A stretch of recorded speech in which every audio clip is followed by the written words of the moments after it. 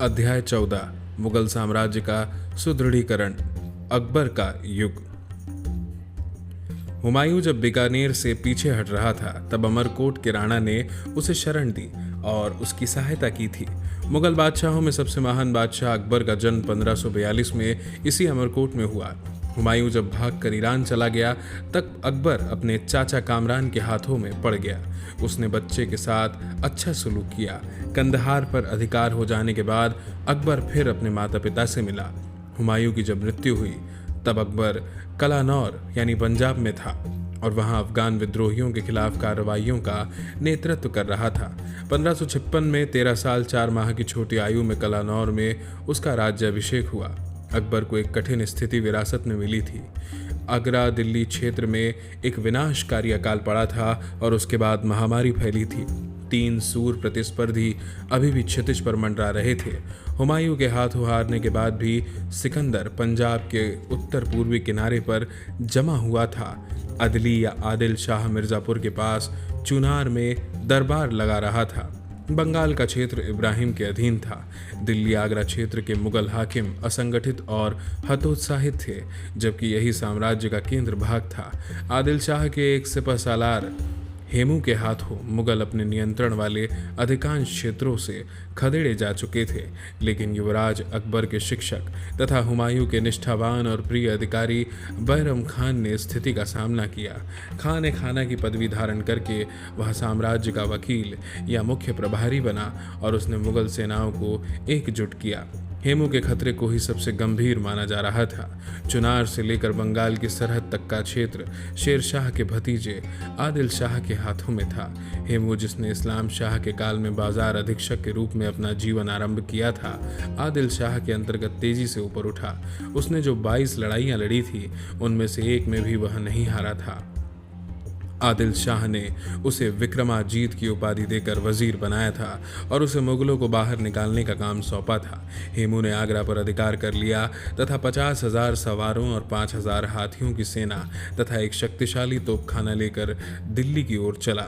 फिर भी यह मानने का कोई कारण नहीं दिखाई देता कि हेमू ने खुद को एक स्वतंत्र हिंदू शासक बना लिया था या ऐसा करने का इरादा रखता था। विक्रमाजीत बस एक उपाधि थी और बाद में यह उपाधि अकबर ने ली अपने हिंदू हाकिमों को दे दी थी। हालांकि हेमू के बाएं बाजू की कमान उसके भतीजे रमैया के हाथों में थी, पर उसकी सेना का अधिकतर भाग अफगानों का था, जो ऐसे अधिग्रहण पर खामोश नहीं बैठते। एक तीखी लड़ाई में हेमू ने दिल्ली के पास मुगलों को हराया और नगर पर अधिकार कर लिया। पर स्थिति से निपटने के लिए बैरम खान ने जोरदार कदम उठाए। उसकी दिलेरी ने सेना में नई जान फूंकी और हेमू अपनी स्थिति को मजबूत बना सके, इसके पहले ही बैरम की सेना ने दिल्ली की ओर कूच कर दिया। मुगलों और हेमू के नेतृत्व में अफगान सेना के बीच एक बार फिर पानीपत में ही 5 नवंबर 1556 को जंग हुई। हालांकि हेमू के तोपखाने पर एक मुगल दस्ते ने कब्जा कर लिया था, पर युद्ध का झुकाव अभी भी उसी के पक्ष में था। मगर एक तीर उसकी आंखों में आकर लगा और वह बेहोश होकर गिर पड़ा। नेतृत्वहीन अफगानों की हार हुई तथा हेमू पकड़ा गया और उसे मार डाला गया। इस तरह अकबर को अपना साम्राज्य लगभग फिर से जीतना पड़ा। आरंभिक चरण अमीरों यानी कुलीनों के साथ टकराव 1556 से 67। बैरम खान के हाथों में लगभग 4 वर्षों तक साम्राज्य की बागडोर रही। इस काल में उसने अमीरों पर पूरा नियंत्रण रखा। साम्राज्य का विस्तार काबुल से लेकर पूरब में जौनपुर और पश्चिम में अजमेर तक था। ग्वालियर भी अधिकार में आ गया तथा रणथंभौर और मालवा को जीतने के लिए सेनाएं भेजी गई। इस बीच अकबर वयस्क हो रहा था। सर्वोच्च शक्ति का उपभोग करते हुए बैरम खान ने अनेक शक्तिशाली व्यक्तियों को नाराज किया था। उन्होंने शिकायत की कि बैरम खान शिया है तथा वह पुराने कुलीनों को उपेक्षित करके उच्च पदों पर अपने समर्थकों और शिया लोगों को नियुक्त कर रहा है। ये आरोप अपने आप में बहुत गंभीर नहीं थे, क्योंकि बैरम खान एक उदारवादी धार्मिक विचारों वाला व्यक्ति था, लेकिन बैरम खान दंभी बन चुका था और वह यह समझ नहीं रहा था कि अकबर अब बड़ा हो गया है। छोटी छोटी बातों पर झगड़ा होता था, जिसके कारण अकबर ने महसूस किया कि वह राज्य के मामलों को बहुत दिनों तक किसी दूसरे व्यक्ति के हाथों में नहीं छोड़ सकता था। अकबर ने अपने पत्ते सावधानी से चले। वह शिकार के बहाने आगरा से निकलकर दिल्ली पहुंच गया।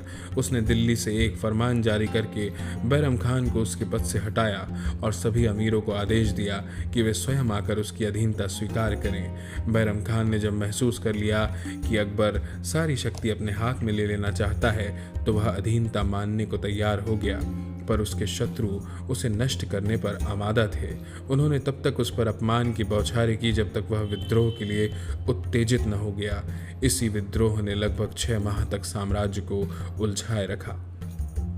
अंत में बैरम खान समर्पण के लिए मजबूर हो गया। अकबर ने उसका हार्दिक स्वागत किया तथा उसे दरबार में उससे बाहर कहीं सेवा करने अथवा मक्का चले जाने का विकल्प दिया।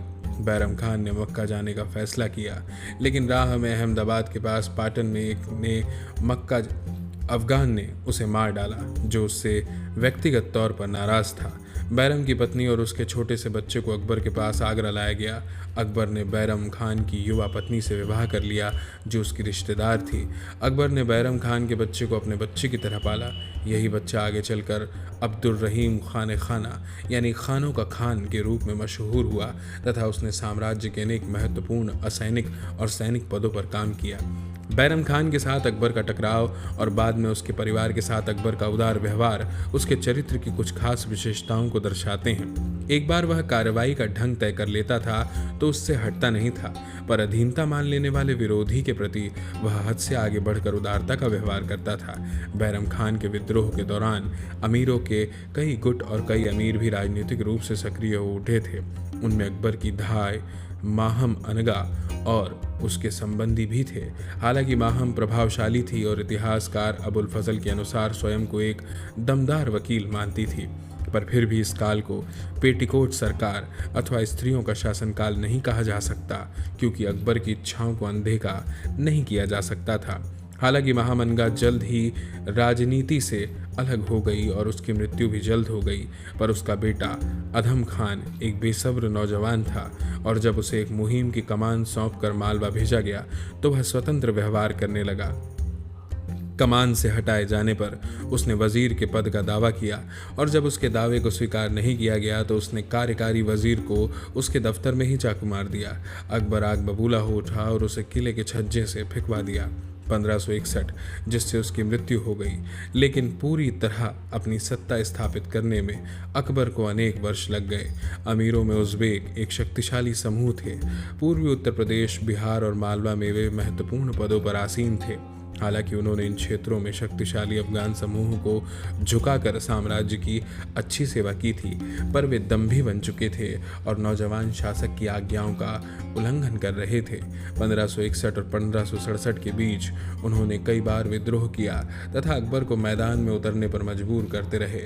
अकबर को हर बार उन्हें क्षमा करने पर राजी किया जाता रहा, लेकिन 1565 में जब उन्होंने फिर विद्रोह कर दिया तो इस बार अकबर ने प्रतिज्ञा कर ली कि जब तक वह उन्हें पूरी तरह मिटा नहीं देगा तब तक जौनपुर को ही अपनी राजधानी बनाए रखेगा। इस बीच मिर्जाओं ने विद्रोह कर दिया जो तैमूर थे और विवाह संबंध से अकबर से बंधे हुए थे। इसके कारण आज के उत्तर प्रदेश के पश्चिम में स्थित क्षेत्रों में अफरा तफरी फैल गई। इन विद्रोहों से हिम्मत पाकर अकबर के सौतेले भाई मिर्जा हकीम ने काबुल पर अधिकार कर लिया, पंजाब में घुस आया और लाहौर पर घेरा डाल दिया। उज़्बेक विद्रोहियों ने उसे औपचारिक रूप से अपना शासक घोषित कर दिया। दिल्ली पर हेमू के अधिकार के बाद यही अकबर के सामने आने वाला सबसे पहला गंभीर संकट था, लेकिन अकबर के दृढ़ निश्चय ने और कुछ तो सौभाग्य ने उसे सफलता दिलाई। जौनपुर से उसने लाहौर की ओर कूच किया और मिर्जा हकीम को पीछे हटने पर मजबूर कर दिया। इस बीच मिर्जाओं की बगावत कुचल दी गई। मिर्जे भागकर मालवा और फिर गुजरात चले गए। अकबर लाहौर से वापस जौनपुर की ओर चला। घोर वर्षा काल में इलाहाबाद के पास सुफनती यमुना को पार करके 1567 में उसने उज़्बेक सरदारों के नेतृत्व वाले विद्रोहियों को भौचक्का कर दिया और उन्हें पूरी तरह नष्ट कर दिया। उज़्बेक नेता लड़ाई में मारे गए और इस तरह उनके लंबे विद्रोह का अंत हो गया। इससे सभी विद्रोही सरदार आतंकित हो गए और इनमें वे भी थे जो स्वतंत्रता का सपना देख रहे थे। अकबर अब साम्राज्य के प्रसार पर ध्यान देने के लिए स्वतंत्र था। साम्राज्य का आरंभिक प्रसार 1560 से 76। बैरम खान की वकालत रीजेंसी के दौरान मुगल साम्राज्य का तेजी से प्रसार हुआ था। अजमेर के अलावा उस क्षेत्र में एक और महत्वपूर्ण विजय मालवा की थी। उस समय मालवा पर बाज बहादुर नामक एक युवा शासक का राज्य था। उसकी उपलब्धियों में उसकी संगीत प्रवीणता और काव्य पटुता भी शामिल थे। बाज बहादुर और रूपमती की प्रेम कथाएं जग प्रसिद्ध हैं। रूपमती अपने सौंदर्य के लिए तथा अपने संगीत और काव्य के लिए प्रसिद्ध थी। इस दौर में मांडू संगीत का सुप्रसिद्ध केंद्र बन चुका था, पर बाज बहादुर ने अपनी सेना की ओर अधिक ध्यान नहीं दिया था। मालवा के खिलाफ मुहिम का नेतृत्व अकबर की धाय महामनगा के बेटे अधम खान ने किया था।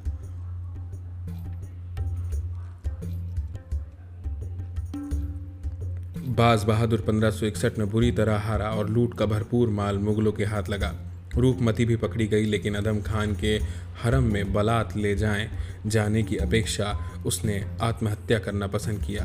अदम खान और उसके उत्तराधिकारी की निरर्थक क्रूरताओं के कारण मुगलों के खिलाफ मालवा में प्रतिक्रिया हुई, जिसके फलस्वरूप बाज बहादुर मालवा को दोबारा हासिल करने में सफल रहा।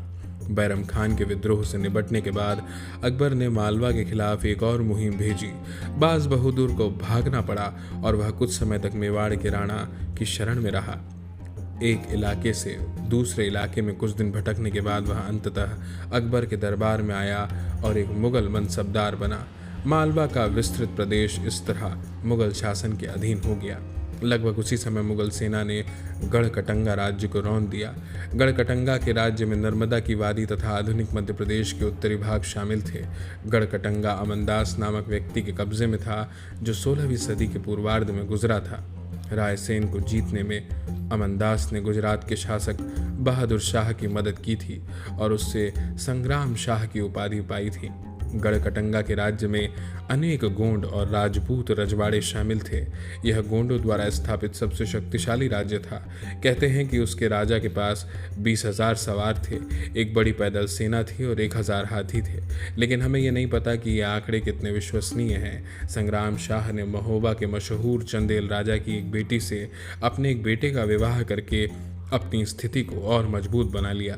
यह राजकुमारी, जो दुर्गावती के नाम से प्रसिद्ध हुई, जल्द ही विधवा हो गई, पर उसने अपने नाबालिग बेटे को गद्दी पर बिठाया तथा दृढ़ निश्चय और साहस के साथ राज्य करती रही।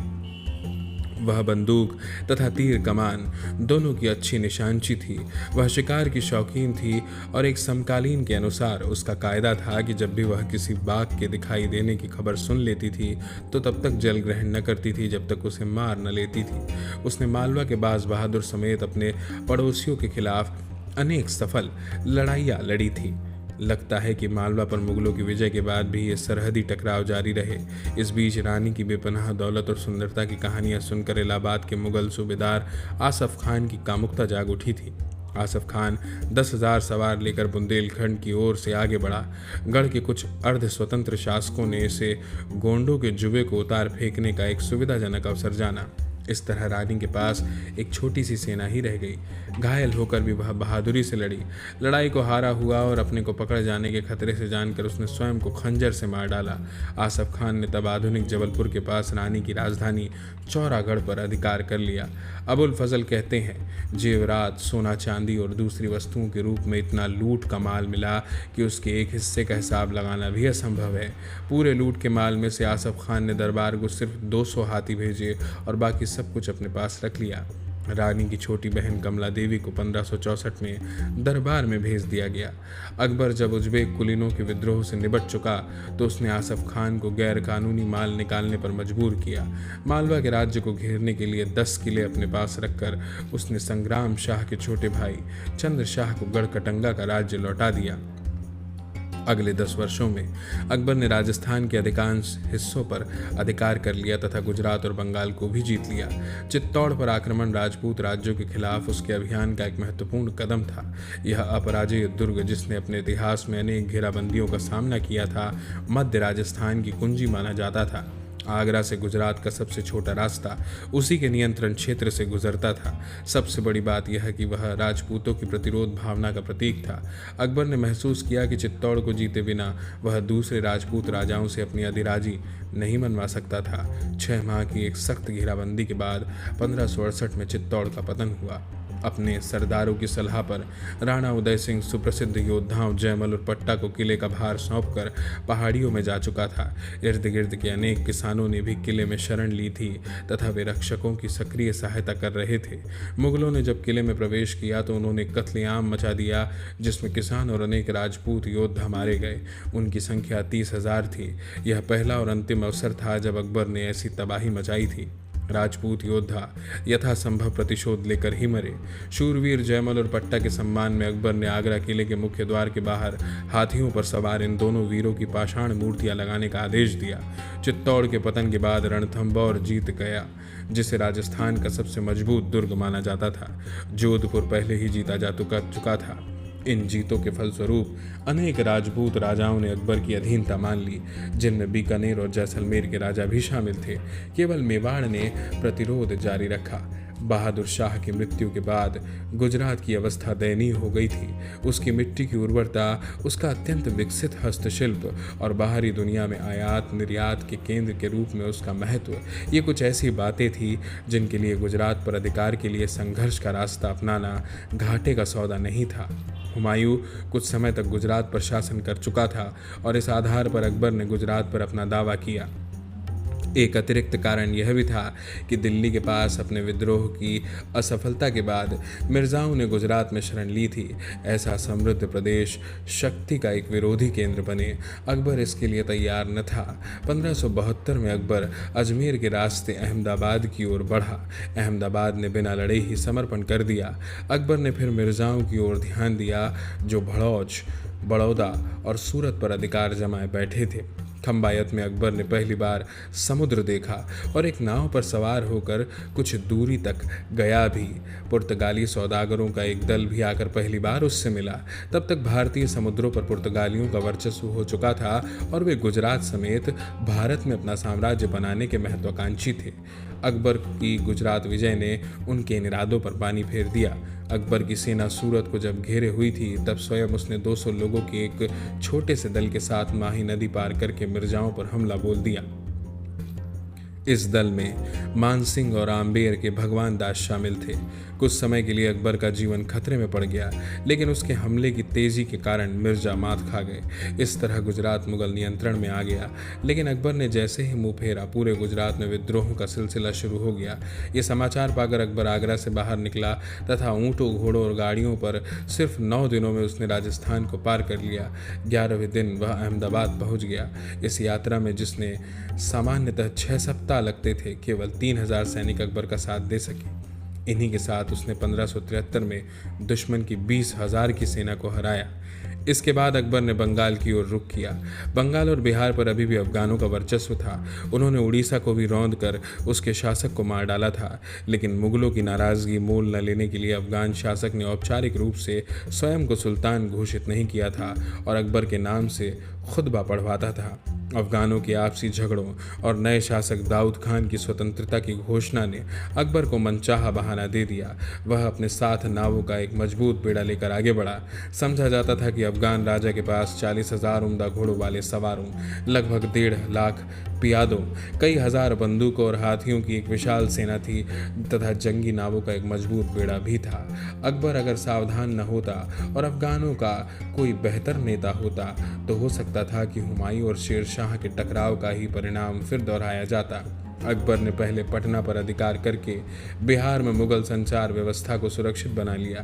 फिर खाने खाना मुनीम खान नाम की एक अनुभवी हाकिम को मुहिम का भार सौंपकर वह आगरा लौट आया।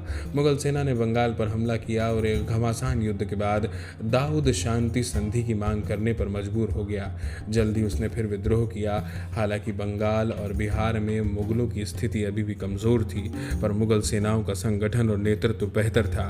1576 में बिहार में एक कड़ी जंग के बाद दाऊद खान हारा और मौके पर ही मार डाला गया। इस तरह उत्तर भारत में अंतिम अफगान राज्य का अंत हुआ। इसी के साथ अकबर के साम्राज्य विस्तार के पहले चरण का भी समापन हुआ। प्रशासन। गुजरात विजय के बाद के दशकों में अकबर और साम्राज्य की प्रशासनिक समस्याओं पर ध्यान देने का समय मिला। शेर शाह ने प्रशासन की जो व्यवस्था तैयार की थी वह इस्लाम शाह की मृत्यु के बाद छिन्न भिन्न हो चुकी थी, इसलिए अकबर को यह काम नए सिरे से करना पड़ा। मालगुजारी प्रशासन की व्यवस्था अकबर के सामने मौजूद सबसे महत्वपूर्ण समस्याओं में एक थी। शेर शाह ने ऐसी एक व्यवस्था बनाई थी जिसमें कृषि क्षेत्र की पैमाइश की जाती थी और फसल दर यानी रेट तय की जाती थी, जिसके आधार पर एक किसान को भूमि की उत्पादकता के आधार पर फसलवार मालगुजारी देनी पड़ती थी। इस सूची को हर साल एक केंद्रीय मूल्य सूची में परिवर्तित किया जाता था।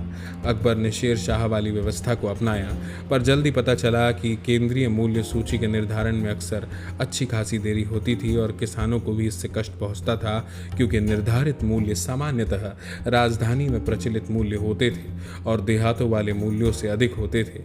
इसलिए किसानों को अपनी उपज का अधिक बड़ा भाग देना पड़ता था। अकबर ने पहले वार्षिक आकलन की व्यवस्था अपनाई। कानूनगो लोगों को, जो पुश्तैनी भूस्वामी और स्थानीय दशाओं से सुपरिचित स्थानीय स्तर के अधिकारी होते थे, वास्तविक उपज, काश्त की हालत, स्थानीय मूल्यों आदि की सूचना देने का आदेश दिया गया। लेकिन बहुत से कानून को बेईमान थे और वे वास्तविक उपज को छिपाते थे। वार्षिक आकलन के कारण किसानों को बहुत मुश्किलें उठानी पड़ती थी और राज्य को भी। गुजरात से वापसी 1573 के बाद अकबर ने मालगुजारी व्यवस्था पर स्वयं ध्यान दिया। पूरे उत्तर भारत में करोड़ी कहलाने वाले अधिकार नियुक्त किए गए।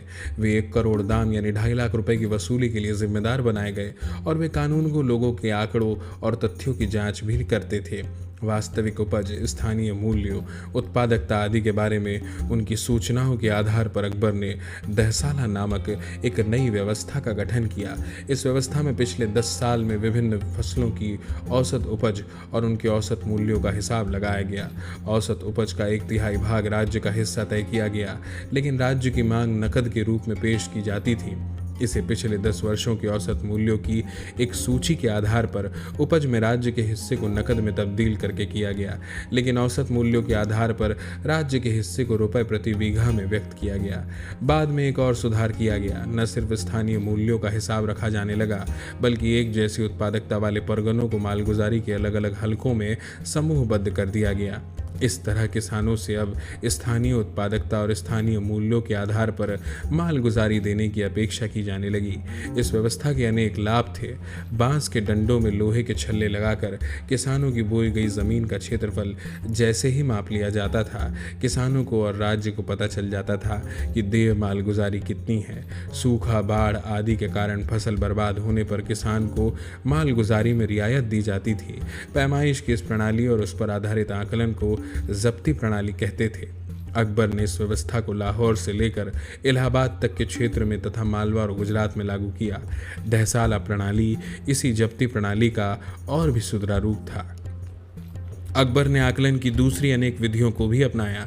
सबसे आम और संभवतः सबसे पुरानी व्यवस्था को बटाई या गल्ला बख्शी कहते थे।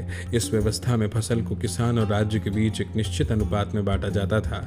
फसल का बंटवारा भूसी अलग करने के बाद या काट कर गट्ठर बनाए जाने के बाद या उसके खेत में खड़ी रहते ही हो जाता था।